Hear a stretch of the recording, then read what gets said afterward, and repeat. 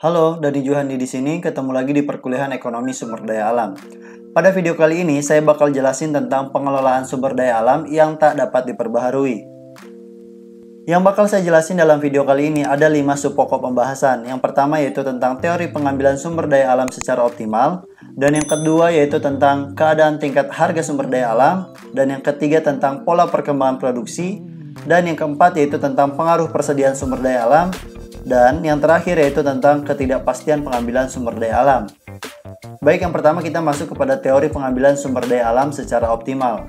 Di sini ada 2 syarat yang harus dipenuhi agar terdapat pengambilan sumber daya alam secara optimal.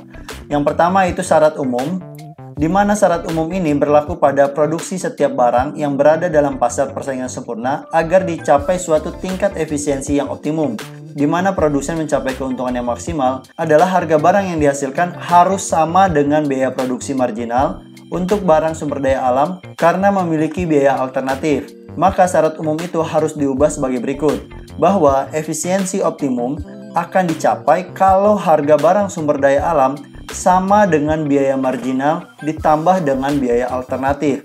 Nah, ini yang perlu kalian catat, syarat yang pertama. Syarat yang kedua dari pengambilan sumber daya alam secara optimal menyangkut tingkah laku dari biaya alternatif atau royalti itu sepanjang waktu, yaitu bahwa royalti atau biaya alternatif itu harus selalu meningkat sebesar tingkat bunga yang berlaku dari waktu ke waktu.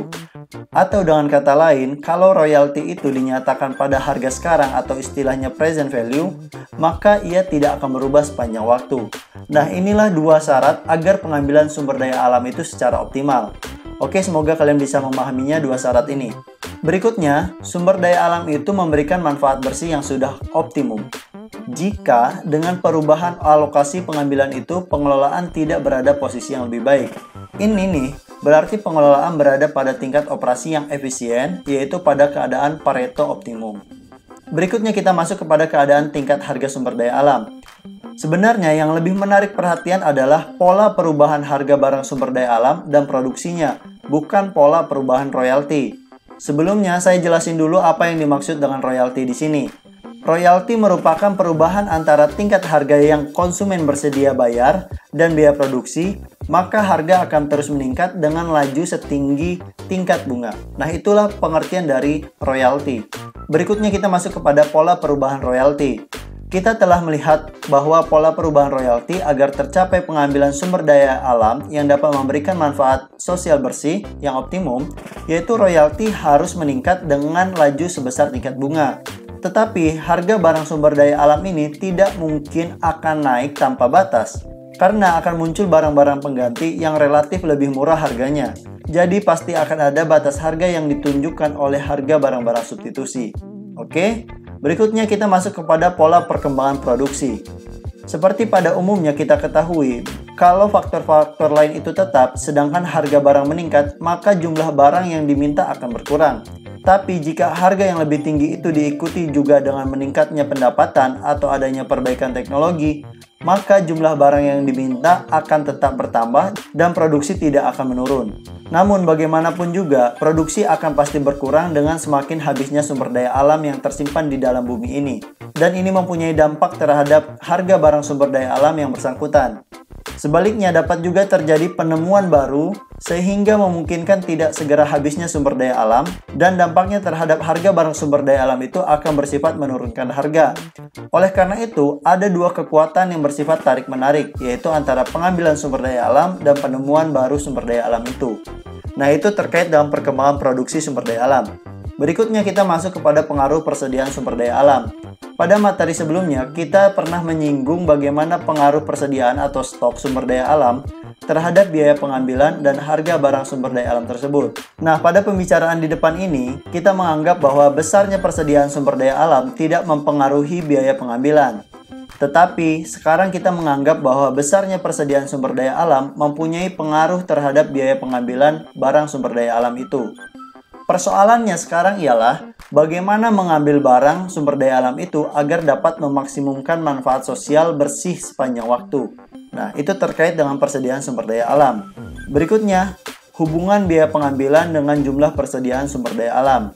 Biaya pengambilan dapat positif, negatif, bahkan dapat pula netral dalam hubungannya dengan jumlah persediaan sumber daya alam yang ada di dalam bumi. Tetapi biasanya kita menganggap bahwa hubungannya bersifat negatif. Nah, hubungan yang pertama yaitu hubungan positif, di mana semakin banyaknya persediaan sumber daya alam akan semakin murah biaya pengambilan sumber daya alam itu. Sedangkan hubungan negatif, bahwa dengan semakin sedikitnya sumber daya alam yang tinggal di bumi sebagai persediaan, akan semakin tinggi biaya produksi atau biaya pengambilan sumber daya alam itu. Oke, sudah paham ya bagaimana hubungan antara biaya pengambilan sumber daya alam dengan jumlah persediaan sumber daya alam? Berikutnya kita masuk kepada pengaruh persediaan terhadap biaya pengambilan sumber daya alam. Biaya pengambilan sumber daya alam merupakan fungsi dari jumlah barang sumber daya alam yang diambil dan jumlah persediaan yang ada. Atas dasar ini, kita akan memperoleh laju pertumbuhan nilai royalti sebesar tingkat bunga ditambah dengan perubahan biaya karena perubahan persediaan. Berikutnya, hal ini menunjukkan bahwa dengan semakin langkanya persediaan, nilai royalti akan meningkat jauh lebih lambat daripada tingkat bunga yang berlaku. Atas dasar pengertian ini, kita tahu bahwa tingkat harga barang sumber daya alam sama dengan biaya marginal ditambah dengan royalti. Jadi kalau biaya marginal sama dengan 0, harga barang sumber daya alam sama dengan royalti saja. Dan laju perubahan harga akan sebesar tingkat bunga, karena royalti meningkat setinggi tingkat bunga. Oke, itulah pengaruh persediaan terhadap biaya pengambilan sumber daya alam. Berikutnya, perubahan biaya produksi. Perubahan biaya produksi karena perubahan persediaan sumber daya alam dapat diartikan sebagai dividen karena menyimpan satuan-satuan barang sumber daya alam dalam persediaan, dan perubahan royalti karena berubahnya waktu dapat diartikan sebagai keuntungan kapital atau istilahnya capital gain. Nah, berikutnya kita masuk kepada ketidakpastian pengambilan sumber daya alam. Dalam keadaan di mana segala sesuatu yang dibutuhkan dapat terpenuhi dengan mudah pada setiap saat, maka ketidakpastian tidak akan mempunyai pengaruh apapun terhadap pengambilan sumber daya alam. Hal ini karena pengelola sumber daya alam dapat menjamin keamanan dirinya jika terjadi hal-hal yang tidak diinginkan. Pada umumnya, ketidakpastian itu dicerminkan oleh tingkat bunga yang lebih tinggi. Semakin tinggi tingkat bunga, akan semakin tinggi pula tingkat kenaikan harga. Dan dengan sendirinya, semakin cepat pula tingkat pengambilan sumber daya alam itu. Ini sebenarnya hanya merupakan salah satu kemungkinan jawaban saja. Sebenarnya lebih banyak jawaban yang cukup kompleks tentang pengaruh ketidakpastian ini. Berikutnya, pengaruh ketidakpastian terhadap persediaan sumber daya alam. Pengaruh ketidakpastian terhadap pengambilan sumber daya alam itu akan diperkirakan dengan tepat kalau pengaruhnya terjadi terhadap permintaan sumber daya alam. Ketidakpastian seperti ini mempunyai hubungan yang positif dengan jarak waktu pengambilan keputusan untuk pengambilan sumber daya alam. Si pemilik sumber daya alam akan lebih tidak pasti terhadap permintaan 20 tahun yang akan datang dibandingkan 2 tahun yang akan datang. Kalau ia termasuk orang yang tidak berani mengambil resiko, maka pengambilan sumber daya alam akan mengarah pada saat sekarang atau istilahnya depresi. Seperti halnya kalau terjadi kenaikan tingkat bunga. Berikutnya, ketidakpastian dapat terjadi pada sisi permintaan maupun pada sisi penawaran. Nah, pengaruhnya yang pertama terhadap sisi permintaan. Ketidakpastian dalam permintaan dapat dihubungkan dengan waktu yang akan menimbulkan pengaruh yang berbeda. Kalau perubahan penerimaan berkaitan dengan jumlah barang sumber daya alam yang diambil dari dalam bumi, maka kenaikan harga barang tanpa adanya ketidakpastian akan cenderung menurunkan jumlah barang sumber daya alam yang diambil, dan dengan sendirinya penerimaan juga akan menurun. Seorang pengusaha yang tidak suka mengambil resiko akan berusaha menggeser pengambilan sumber daya alam ke waktu yang akan datang atau mereka akan konservasi. Nah, bagaimana pengaruhnya ketidakpastian terhadap penawaran? Ketidakpastian di sisi penawaran akan terjadi kalau ada ketidakpastian terhadap hasil usaha eksplorasi. Tetapi pada umumnya pemilik sumber daya alam khawatir terhadap ketidakpastian yang berupa kehabisan sumber daya alam yang tidak diketahui volumenya.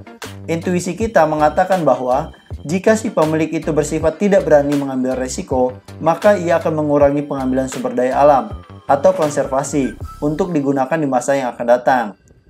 Jadi, kita dapat menyimpulkan bahwa ketidakpastian tidak selalu mendorong adanya depresi, dan karenanya tidak selalu mencerminkan adanya tingkat bunga yang lebih tinggi.